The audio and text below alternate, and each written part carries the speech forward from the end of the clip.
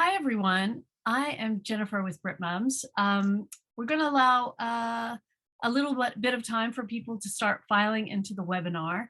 We're really happy that you're joining us today to talk about tube feeding.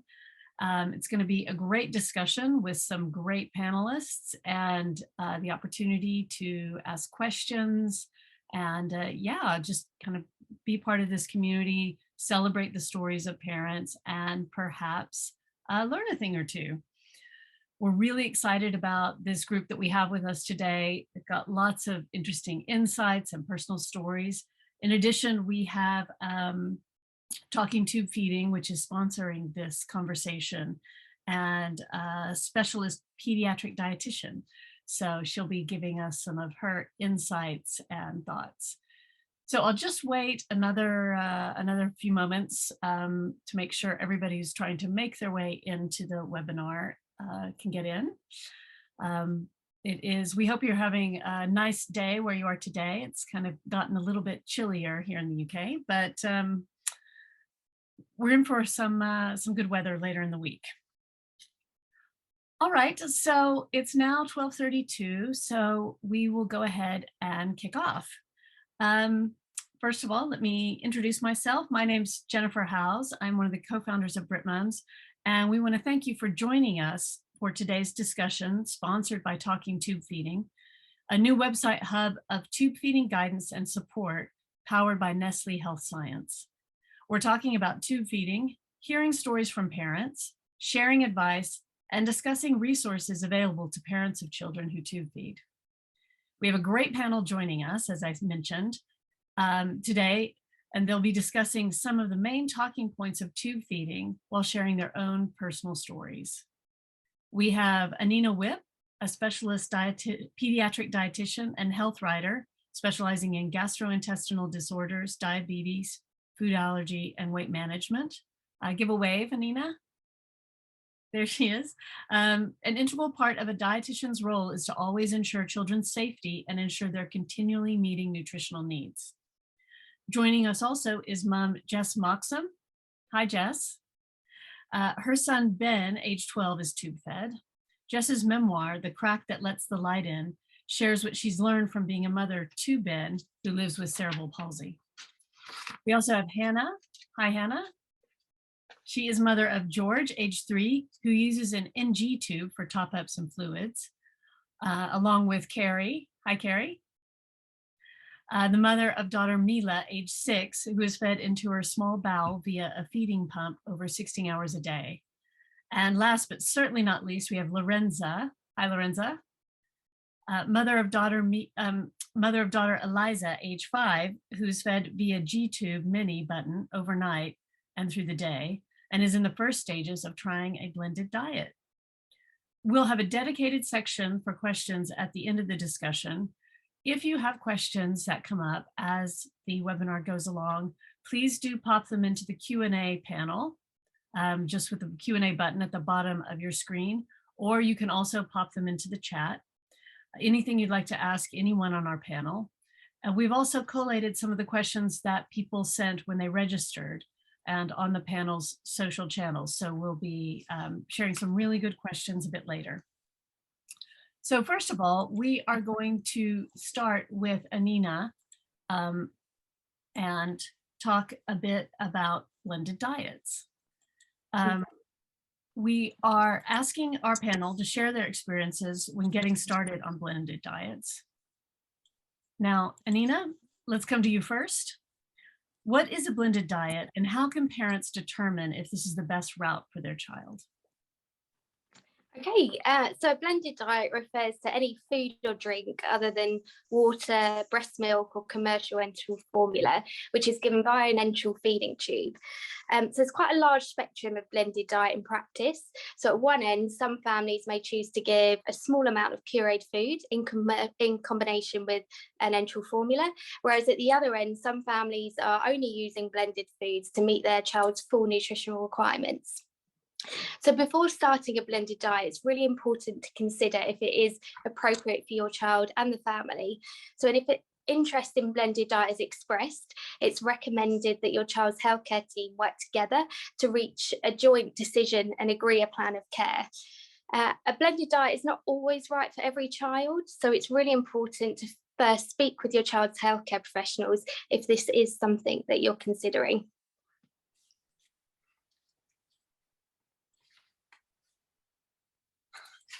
Hi, sorry about that.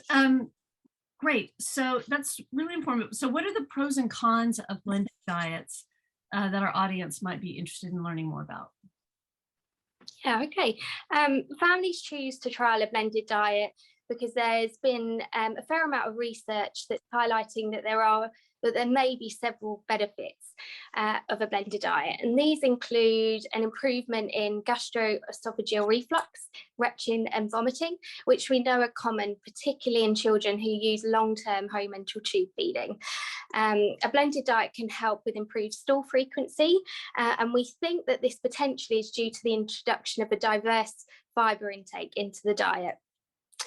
We know there are many social and emotional benefits of a blended diet. It offers the opportunity for exclusively tube-fed children to share the same foods as their family and friends. And parents have often reported that a blended diet can offer a sense of normality in comparison to commercially prepared formulas, which can be seen as a little bit of a clinical way of feeding.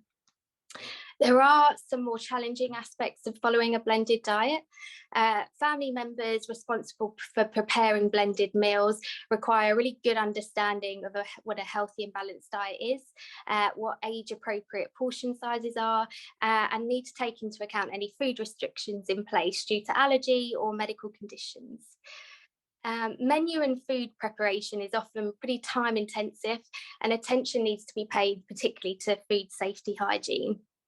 Results of a blended diet aren't always instant. It can take several weeks to transition to a blended feeding plan. And it's important that we start to think about how a blended diet is administered. We know that children are often cared for in different places, so school, grandparents. So training for a blended diet administration needs to be considered. Families need to be supported in monitoring the blended diet to help make sure that the child's nutritional needs are met consistently and that their growth and development are going well. So it's important, I think, that expectations are set and given regarding the time, the labour and financial cost involved, particularly around meal planning and with some of the equipment needed, for instance, sort of an industrial blender. There are certain aspects to consider before deciding if a blended diet is right for your child. And these include your child's medical condition. So it's preferred to transition to a blended diet only when children are medically stable and of weaning age. It's important to consider any special dietary requirements that your child has and whether these can be met safely with a blended diet. We need to consider the route of feeding. So some types of enteral tube are better suited to blended diet than others. For example, gastrostomy tubes are preferred over nasogastric tubes. Nasogastric tubes are often longer and thinner than gastrostomy tubes, so that any blockages or splitting that might be caused by blended diet may lead to aspiration. So for this reason, we prefer the gastrostomy feeding tubes. So it would be a discussion with your healthcare team about the possibility of changing to a different feeding tube.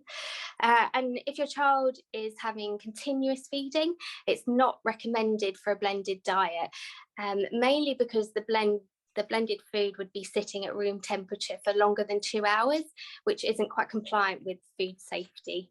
So in summary, it's really important and the best way forward to discuss your wishes with your healthcare team and begin those discussions around reaching a shared decision on whether a blended diet is right for your child and right for you and the family.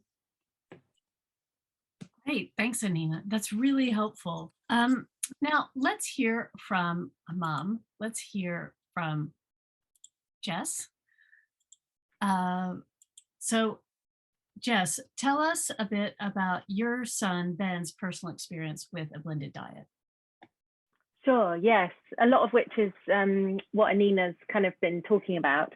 So my son's, Ben, he's 12 now. He's always been tube fed. So he had an NG tube to begin with, and then that was changed to a peg. And then when he was about 2, it was changed to a button.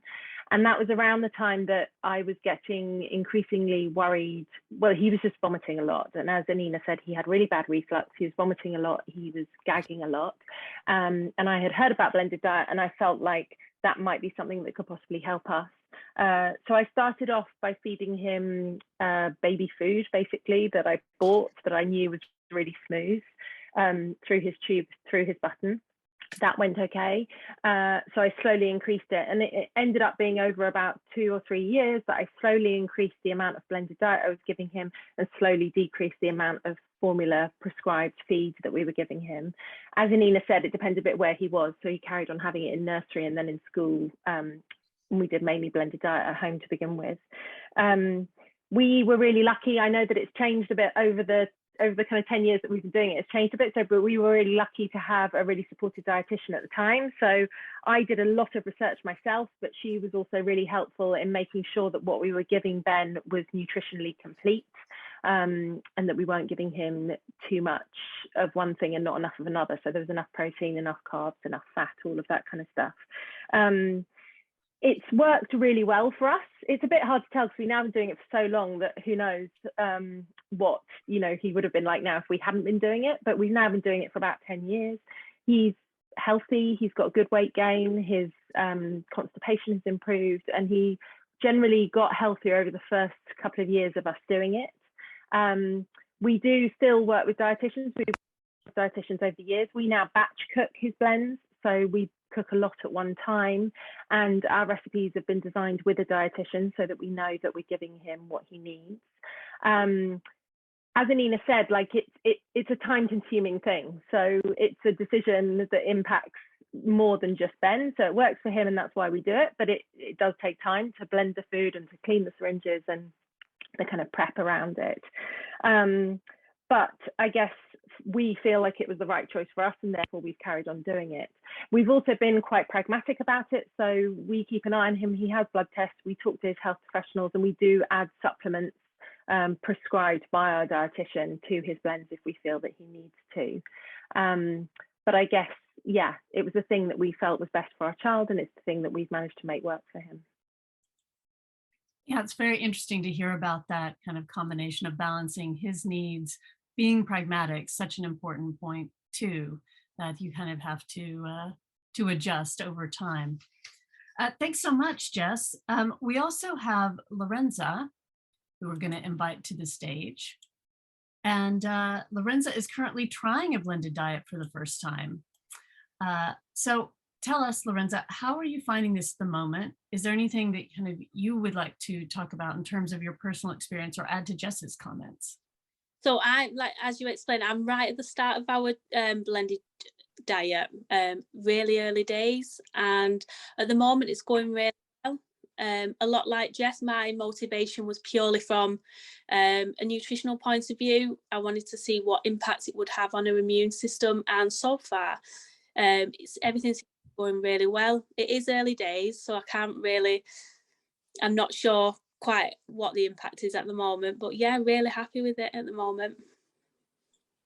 So yeah, I just wanted to explain a little bit about Eliza. She has always been tube fed.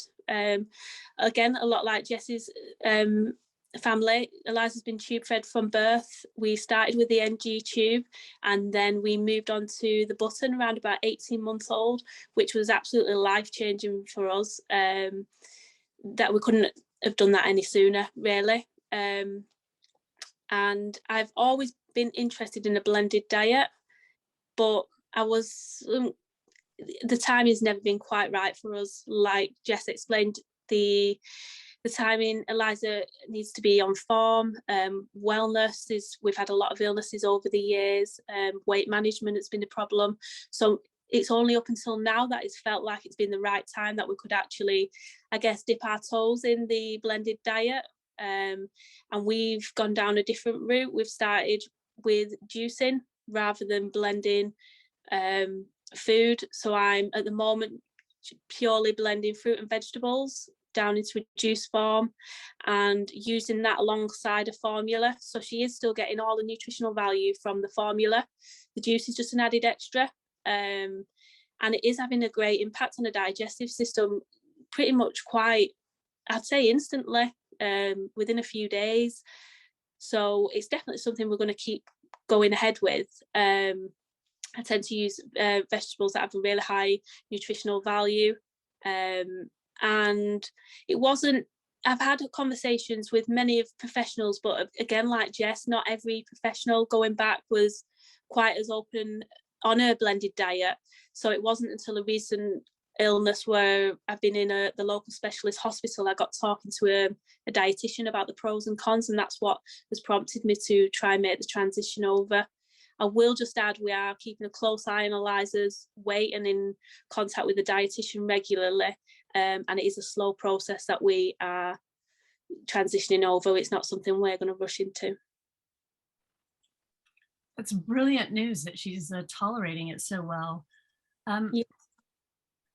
I just wanted to remind everyone who's interested in a blended diet, the Talking Tube Feeding website has a range of recipe ideas to help you get started. Annina, it would be great to hear your thoughts on juicing the foods for a blended diet. Okay, so the difference with juicing is it's a process that extracts the juices from fresh fruit and vegetables. So it strips away most of the solid food matter, including the seeds and the pulp found in whole foods. So when Lorenza was speaking, she's sort of in those early days looking to transition to a blended diet and seeing if it's right for her and her family.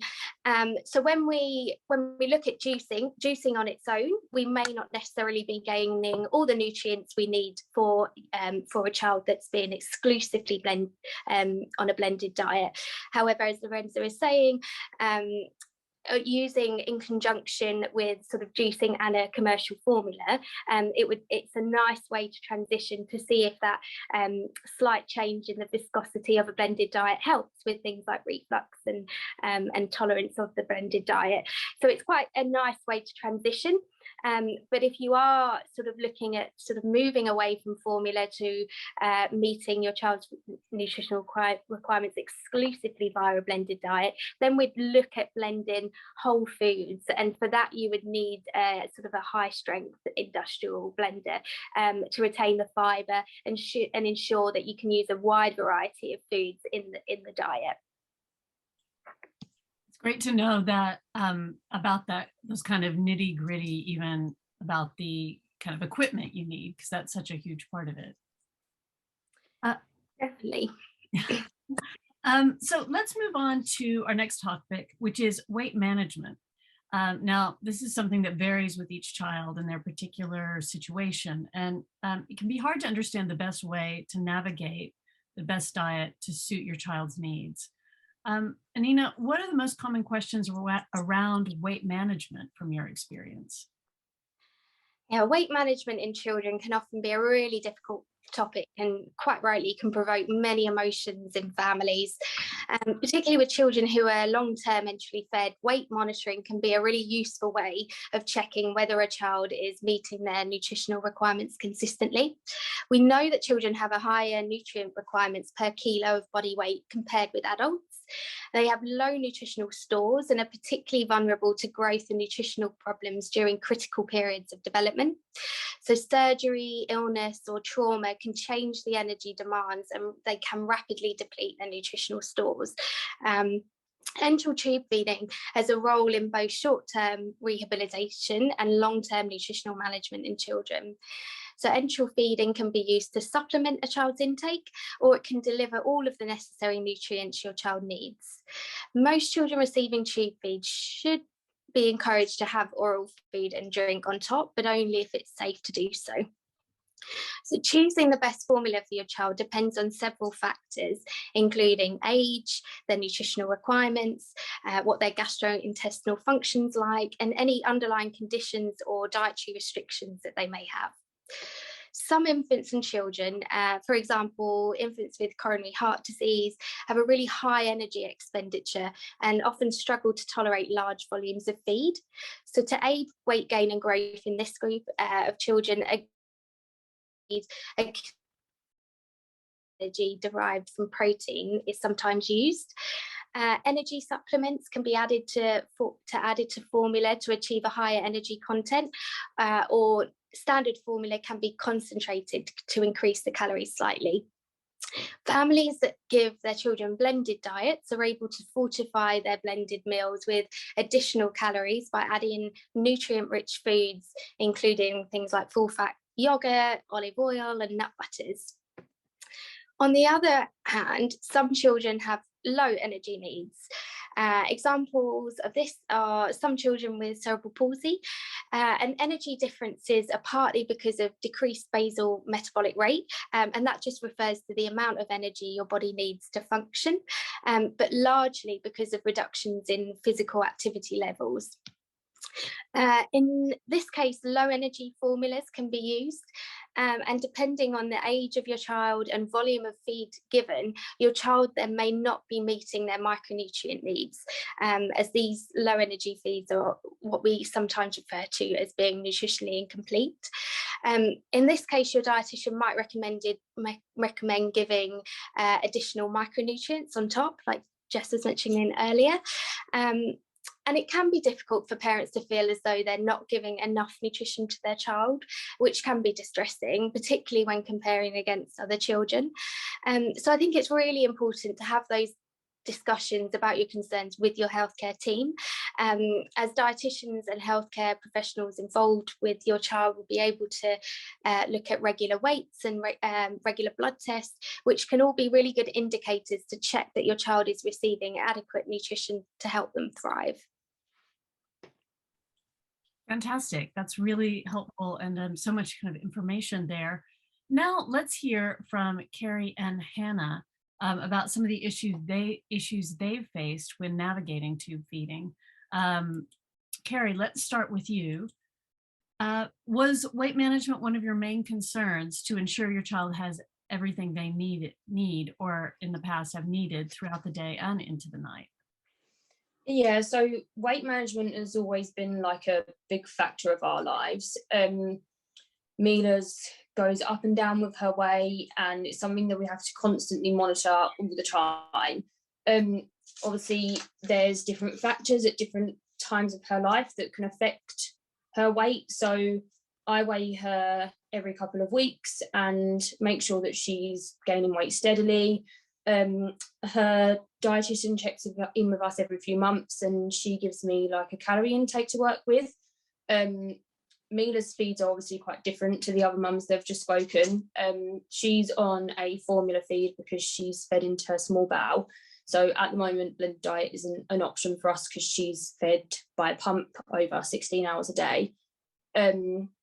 So I can manage her feeds around times to suit us. Obviously, 16 hours is quite a long time, but I can feed her overnight so that she has more time off the pump during the day. She's a lot more mobile now. Mila's got cerebral palsy, but she's started crawling around, so it's important that she has some time off of her pump. Obviously, some days it doesn't work like that. If she has a lot of therapy, she ends up being on her pump, and it can be a bit frustrating for her because it can limit her freedom a little bit. Obviously, she can't move too far away. I'm constantly having to make sure she's not too far away so she doesn't pull her button out. So yeah, that can definitely be frustrating for her. Since being tube fed, especially the kind of feeds that we're on now, obviously comes along with a lot of equipment. Because Mila's fed into her bowel, everything has to be sterile and new. So we have a lot of stuff. So organisation is definitely key in our lives. I always prep everything the night before for the next 24 hours, just because our time is different every day. Feed time is different every day around hospital trips, school, therapies.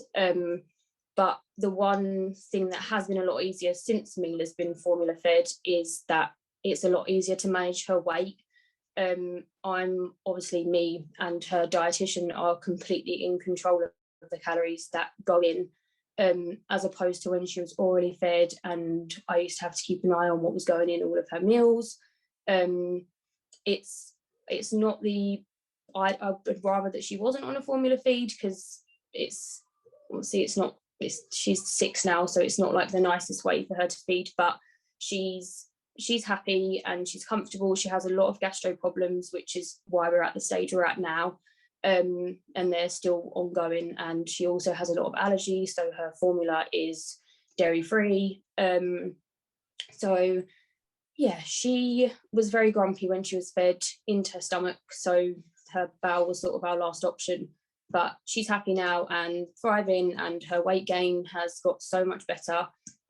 So that's the most important thing to us.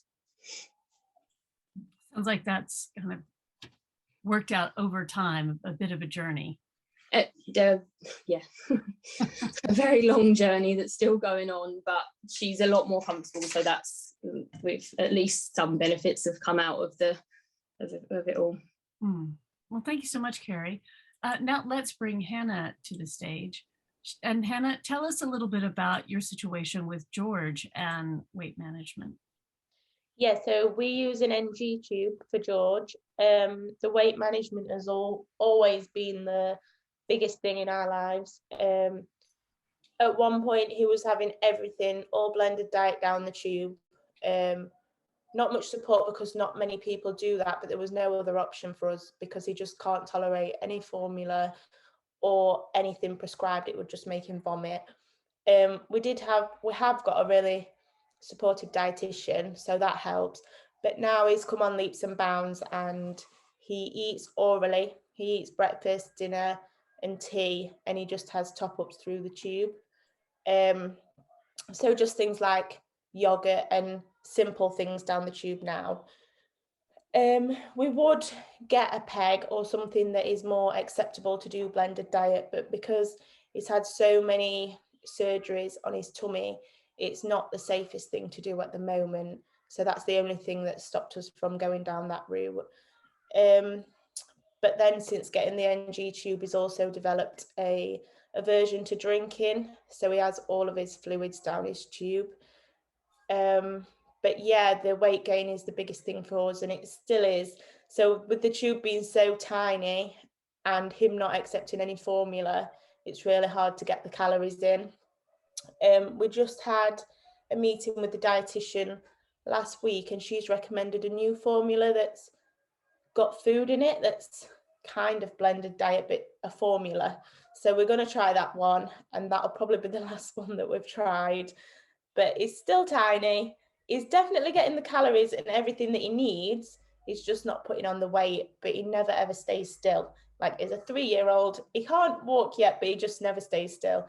So I think that's what we're up against at the minute, but he's progressing, still eating orally and getting more and more every day. So hopefully we're long for a day of being tube free, but realistically, when he's bigger, I do think we'll end up with a peg and then keep at the blended diet.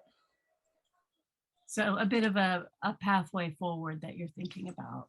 Yeah. Well, thank you so much, Hannah. Let's bring Annina back, just to give us any kind of perspective on weight management from a healthcare viewpoint. Yeah, I think as Kerry and Hannah said themselves, with young children, weight management and tube feeding can be extremely difficult and feel like you're going one step forward and 2 steps back, particularly due to sort of illness, poor tolerance, or activity, as you both said. And just to touch on Kerry's point about sort of feeding into the small bowel. So we sort of, in terms of blended diet, that would be, at the moment, it would be a contraindication for blended diet, as it bypasses the stomach. There can be a risk of infection. So we don't tend to sort of suggest blended diet in children that are feeding, and we call that sort of jejunal feeding. Again, we sort of, we prefer to feed into the stomach via a gastrostomy tube or a button device. The problems with NGTs, known as nasogastric tubes, are they're a lot thinner, and the risk of blended diet is that it's sometimes the viscosity of the feed means it's a bit thicker, so it can cause blockages or splitting of the tube, and we know through the NGT there's just a higher risk of aspiration if that did happen. But I think both Kerry and Hannah really touched upon the fact that tube feeding isn't easy, and it can be really difficult to still meet your child's nutritional requirements. But one thing that tube feeding does allow is for some form of respite, which I think Kerry alluded to, that you can help with weight gain and hydration by working sort of with your healthcare team, making sure that you know exactly what formula your child's on, how much of it they're having, and that will ultimately hopefully lead to weight gain. So it's really important to sort of maintain that communication with your healthcare team alongside sort of regular weights, to keep your sort of dietitian and healthcare team monitoring that your child is receiving adequate nutrition to help with growth and development. And just to touch upon, Hannah mentioned sort of different formulas, so it is definitely a discussion worth having with your healthcare team. If you do have a nasogastric tube in place and you are looking to transition to a blended diet, there's definitely sort of other ways to help meet that via sort of formulas that contain sort of food derived ingredients. So it really is important to have that discussion with your healthcare team. Fantastic. Thank you for that, Annina. Let's move on to a very important topic, the emotional support available for families of tube-fed children. This is an extremely tight-knit community, and of course it's crucial that people don't feel alone as they navigate their tube feeding journey. Let's open this up to the panel to share their own personal experience with internal and external support. It would be great to hear from y'all about how you each help your child understand tube feeding, as well as any challenging questions you've received from your child and how you navigated this. Jess, let's come to you first. Hi. I think as everyone so far has spoken about, there's a kind of, some of this is just the unfamiliar. So I think most parents who've ended up tube feeding, like a lot of it at the beginning is just that you've never done it before. You probably don't know anyone else who's done it and you're trying to work out how it works. I think I'd say that for me, this is now normal for me and for us and for our whole family, and anything can become your normal if you're doing it for long enough. And so things that were really intimidating at the beginning are now not at all intimidating to us. But of course, a lot of that is finding other people who are doing it at the same time. For us, I guess from a blended diet perspective, there are very particular things about blended diet, like we use a high-speed blender. You have to work out how you're going to physically give the food, and that's one area of support. And then there's the kind of emotional support. I think some of that is about finding people who are doing it at the same time. There are lots of Facebook groups for tube feeding and for blended diet, and those are such a rich resource of people who've been doing it, who you can ask really practical questions, but also people that, you know, you're not going to have to answer questions from them about why you're doing or how you feel about it. I think also like when Ben was first tube fed, we had a teddy that had a tube, and so we'd play with this teddy that had a tube. And actually, I'm not sure Ben really minded that much, but that's been really useful for his siblings because he has a younger brother and sister, and I think they really enjoyed having that sense of this being a normal thing. So I think that's been really useful. Also, we had a specialist feeding nurse at our local hospital, still do, and she was the one who always taught us to use our tubes, and she was just such an amazing support in terms of whenever anything went wrong, we could call her, she could tell us that this has happened to other people before, and actually was able to put us in touch with some other people who are also tube feeding. So I guess it's probably that kind of combination of virtual and then in real life support, and particularly if you're finding one area tricky to find people, then there's probably another area that you could try and find some people in.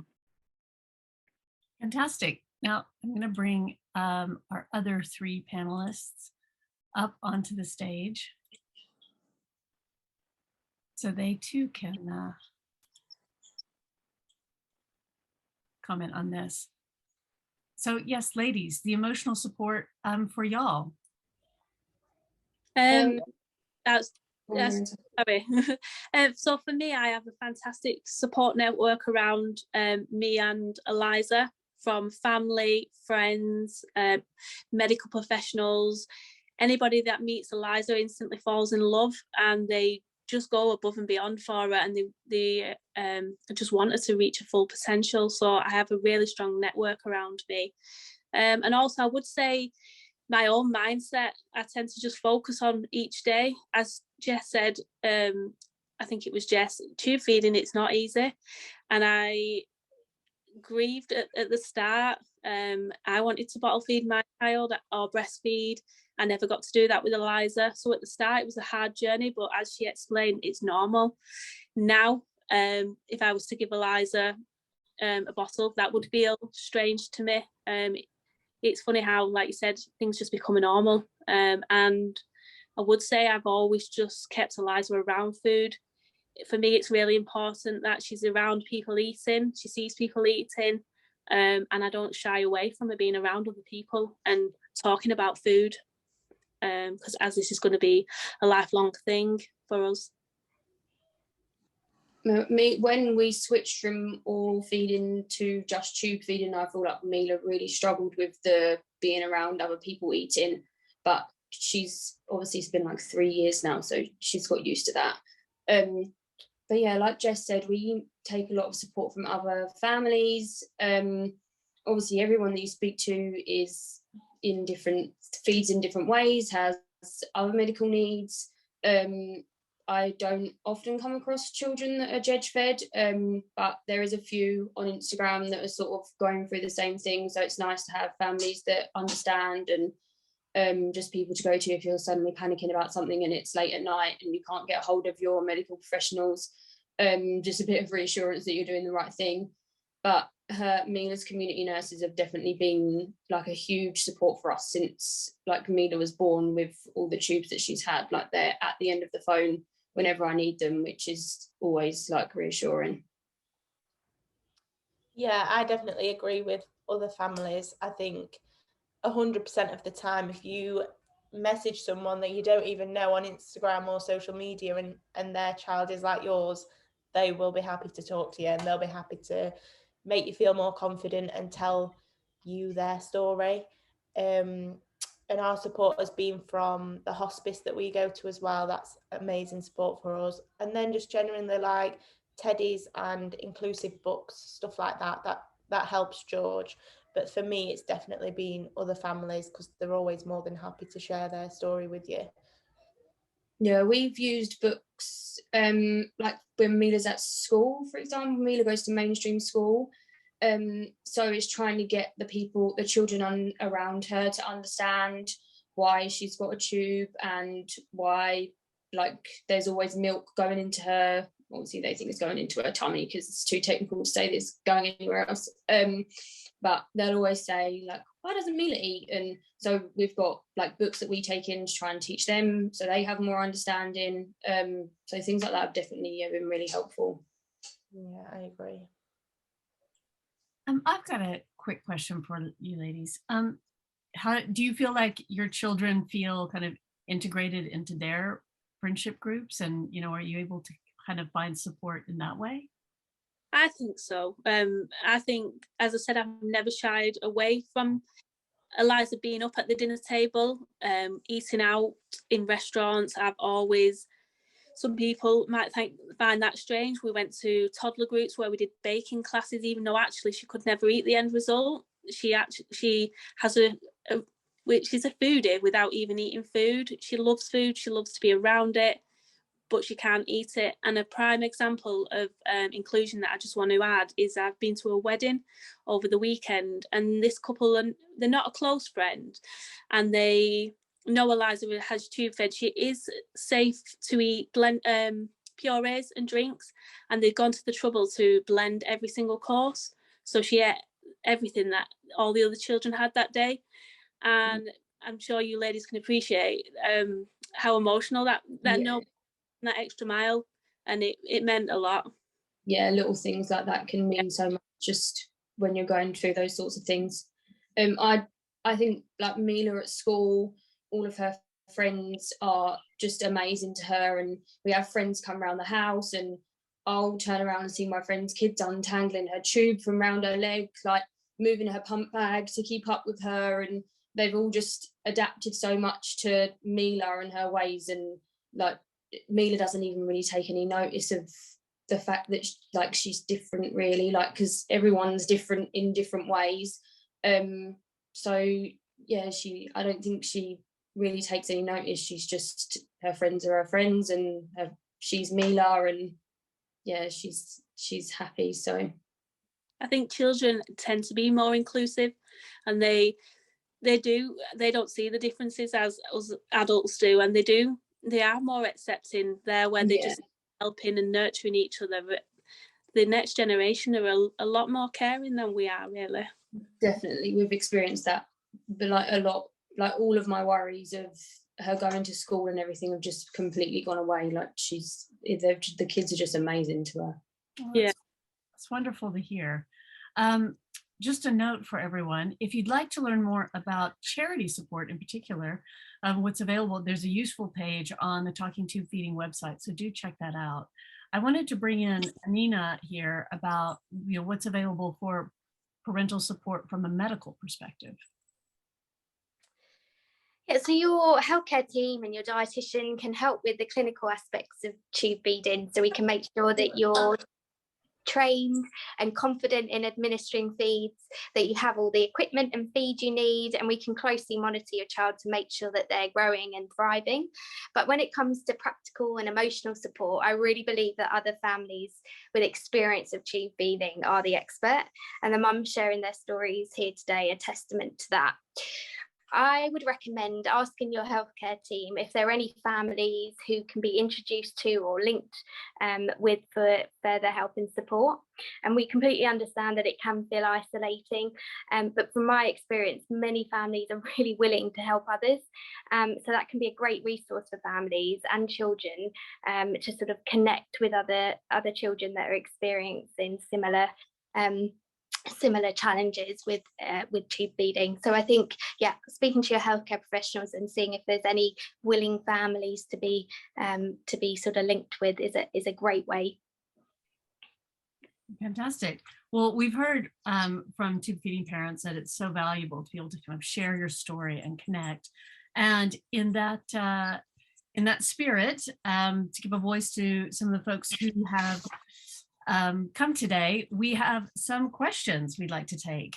I will start with one quickly going back to you, Annina, about blended diets. How to calorie count for blended and ingredients that are good to add to meals to bulk up calories for kids on low volume due to slow gut motility? Yeah, so it is difficult to calculate the energy content of blended meals. Unlike commercial enteral formulas, it's not set in stone. There can be difficulties in predicting the calories of the blends. For example, sort of blending starchy carbohydrates is a real thickening effect, which then needs additional fluid to reach that suitable consistency. And that's going to dilute the calorie or the energy content of the blend. So instead, it's sort of more useful to provide a daily energy and protein guide, and then split this across the day between meals and snacks. And just to point out, that's not something that you need to sort of vigilantly be doing every day. It's looking at a pattern over the course of a week. So dietitians can educate parents and carers on healthy eating, age-appropriate portion sizes to help meet the daily protein and energy requirements. The Eat Well guide can be a good starting point, but there are many visual online resources to help understand age appropriate portion sizes. So ask your dietitian for links to these. Many dietitians will ask families to keep a detailed food diary, and then that's analysed via a food composition database. So from this information, it can be a good idea to make your own sort of ready reckoner and place that on your fridge. So for example, sort of you could work out sort of X amount of rice equals X amount of calories, or X amount of minced beef equals X amount of calories.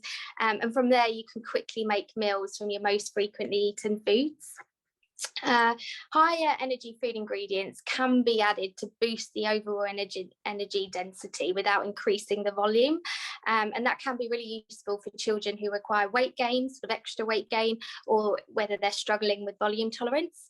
And this can include adding things like olive oil, coconut oil, nut butters, cream cheese, cheddar, butter, dried milk powder, full fat Greek yogurt, avocado, the list goes on. But it's great to ask your dietitian for sort of a list of, say, 100 calorie blended food boosters, so that you can use those when needed. All right, great. Thank you, Annina. So we have another question submitted, and Lorenza has talked a little bit about this. How do you include your child at meal times and encourage your child to eat orally? Jess, do you want to start us off? Yeah, I think, as I say, Lorenza covered quite a lot of this, didn't she? We also have always had Ben at the table with us for meal times, and we've also done quite a lot of cooking with him, and kind of, so he's been around food even if he hasn't been eating it. He did eat when he was much smaller, but it became increasingly difficult for him, and he didn't want to do it. We then cut right back, and we then gave him tasters, and we still do just of the things that he really likes. So we were able to rely on the tube for his nutrition, and that meant that we could just give him tasters of essentially mainly the sweet things that he liked. So chocolate and custard and the things that he was really motivated by. Basically, for the tasters to become a nice thing again, because they have become a thing that he really didn't enjoy. Now he really enjoys them, but they're not about actually calories so much. They're more about a kind of sensory experience and enjoyment thing for him. Exactly. Gotcha. Well, so another question someone has asked, how do you overcome the questions and looks from the public? We'd really like to kind of hear from you all on this. Who wants to jump in? I will. I feel like the main looks that we used to get in public was when Mila had a tube in her nose. Obviously the tubes now are quite discreet and people don't always notice, but I do. It's probably mainly children are very intrigued as to what I'm doing when I'm setting up her feed with all the tubes and everything, and I just answer their questions. They're obviously trying to learn, they're interested. I don't see any harm by people wanting to understand how Mila's fed and why we feed her like that. Obviously you do get some people stare in public sometimes. I just try not to take too much notice of it because I don't want Mila to notice it, because I don't feel like she does at the moment. So I try not to think of it too negatively. But yeah, I'd prefer people to ask me questions than sort of look and not actually have anything to say. Yeah, I think because George's tube is on his face, we constantly get stared at all the time. But I would prefer people to ask. But then I feel like people are scared, because I know some parents who think it's rude to ask. I know some parents who don't want a sympathetic smile. And then other people just don't know what to do for the best. And it's like human nature. If something's different, they are going to stare. We constantly get stares. And most of the time it is smiling, and people do ask, and I'm happy to answer the questions. George doesn't notice at all. And now, because before he had the tube, he had the oxygen, we don't really notice. It's very rarely you get someone staring in a rude way and then you just ignore it, really. But any other time, if they ask questions, I'm happy to answer them. So yeah. I think, as the other two said, a lot of it is people are generally nice. They're nice people. Like there aren't very many mean people about it, and often like kids have questions because they're interested, and that's what kids do. They ask lots of questions. I don't know how the others feel. I feel like a lot of it is linked to my confidence. So when I was nervous about it, I felt like I noticed much more if people were looking at us or looking at Ben. And as you say, particularly when he had an NG tube. And then as I got more confident about it, I felt like I didn't notice so much whether people were even looking or whether anyone was noticing what we're doing. I think particularly as he's got older, I don't really care what other people think. Like, we're just doing our thing, and I feel like I need to show Ben when we're out that he has a right to be there, and he just is fed this way, and that's normal for him, and that, you know, if other people aren't sure about that, then that's their thing, but we can just continue with our thing, and tube feeding is our normal. Yeah, definitely. Yeah, I definitely think it is, like you said, a confidence thing. At the start, you go out. Eliza had a tracheostomy when we originally came out of hospital, and you do like you're walking around with a neon sign on the baby, but you're really not. People are probably not looking at them as much as we feel like they are. But now, like you said, as confidence, I'll quite openly tube feed Eliza in public, and like you said, I wouldn't even notice if anybody was looking or not either. We have another question here. Did any of your children have difficulties when introducing blended with increased vomiting or aspiration, or any obvious side effects that you could see? We are early days, but No. I've not had any aspiration, and Eliza's had an operation. I don't know if any fundoplication, so she can't actually physically be sick. So we haven't had any change in that way. She doesn't seem to be showing any signs of any increased reflux for us, but we are early days, so it's probably a good one for Jess. I don't think we did particularly. At the point that we introduced it, he was already vomiting quite a lot and aspirating occasionally, and his reflux was not great. So he still had some of those symptoms as we were introducing blended diet, and he still, over the last 10 years, he goes through periods where his reflux is worse and periods where his reflux is better. And the blended diet hasn't completely solved that. Like, it's not a magic formula that has suddenly made it go away, but it has improved it for us. I think partly, Annina referenced earlier, like the thickness of the blend, I think just meant that it didn't slosh up quite as much as it had before. So no, we didn't have any immediate increases in those kind of things, and that was one of the reasons we carried on. I mean, I guess all our kids are different, and you just have to go with your kid. And I know some people have introduced it really slowly, or they've had to be really careful about what foods they use, and unfortunately there kind of isn't a way to make it work for everyone first time. I guess a lot of it ends up being trying your best and speaking to as many helpful people as you can. We've got another question here. Following on from that, so how to reduce the bloating and reflux? Any tips? I think as soon as I took away the formula for George, that was dramatic. Like, as soon as we stopped using formula, it must be just something that in him, we've tried every single one, and once I took that away, the bloating, the sickness, the reflux literally stopped, and it was like a miracle. So we got really lucky with that, but that's what worked for us. I'd say what works for us was the transition from the NG over to the button. At the same time, she, as I just explained, she had the fundo, so which is just you tie the top of the tummy, so she can't, well, she still could reflux, but it makes it more difficult to reflux, and that was life-changing. It was pretty much instant overnight. She went from being sick, I can't even count how many times a day, refluxing constantly, to a different, just thriving. It was amazing. All right, so another question. We've got some great questions coming in from the group here. This is about helping with weight gain when they don't go well with high volumes. Any thoughts on that, Annina? Sorry, could you repeat the question? I didn't quite get that. Yeah, it was helping with weight gain when they don't go well with high volumes.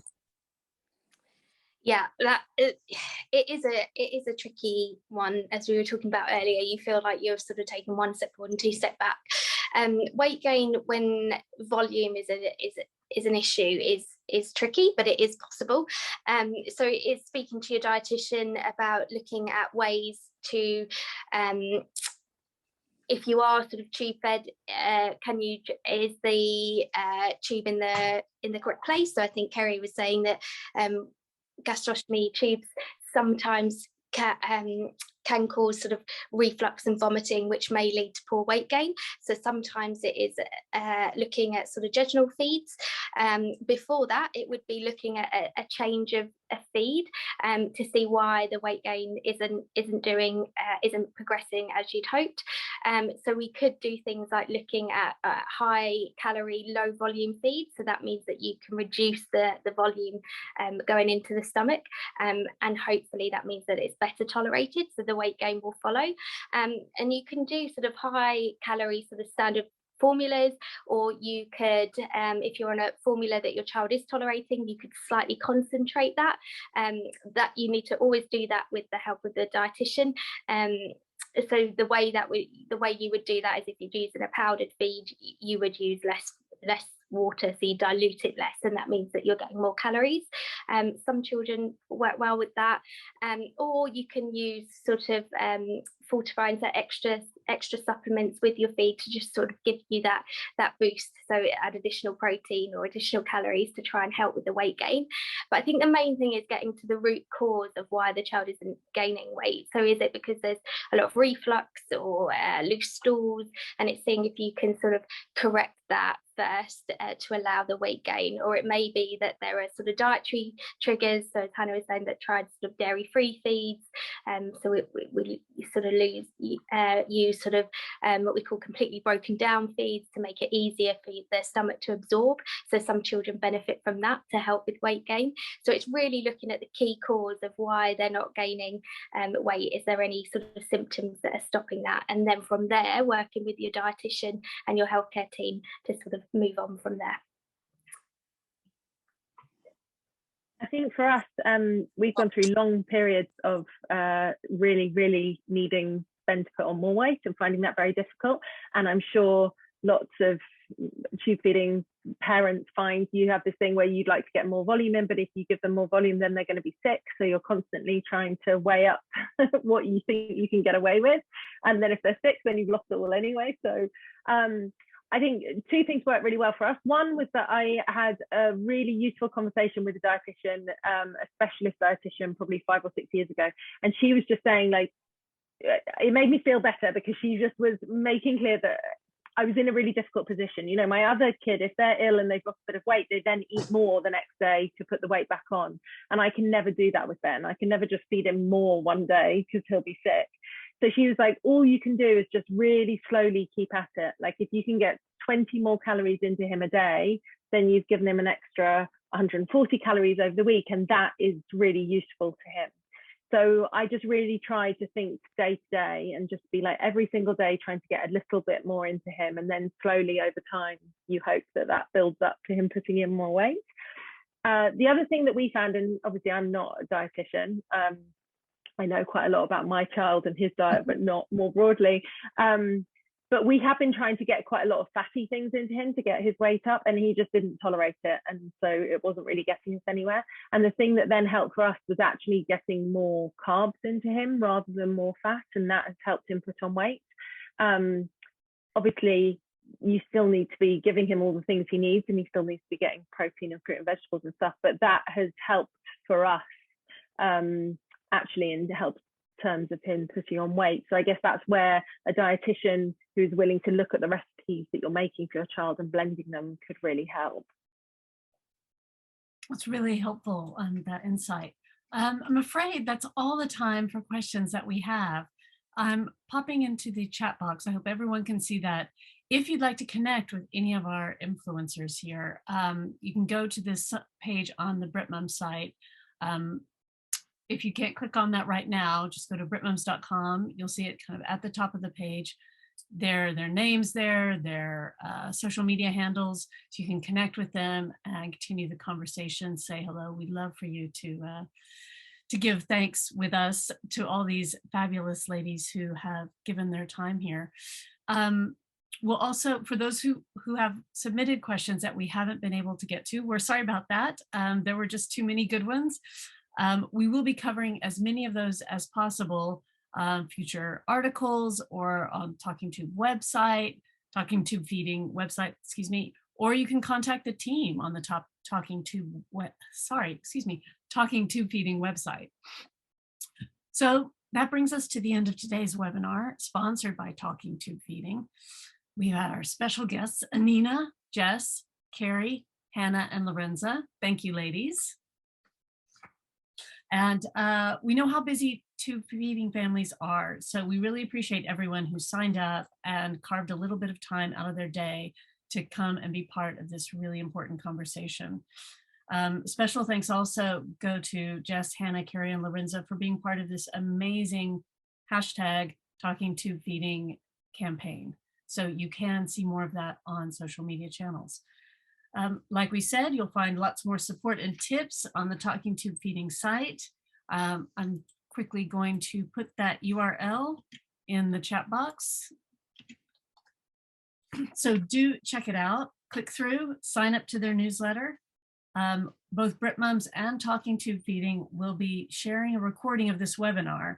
So check out that. Look out for it in your inbox. It will come very soon, over the next day or two. It'll come from Zoom email. So if you don't see that, check your spam or get in touch with us at BritMums and we will make sure you get it. And do please send it on to other families who you think might benefit. We're going to keep encouraging tube feeding families to share their experiences, get support, and find the help they need. So everyone, thank you for attending. Panelists, thank you all for coming and sharing your knowledge and experiences, and see you again soon. Bye. Thank you. Thank you. Bye. Bye.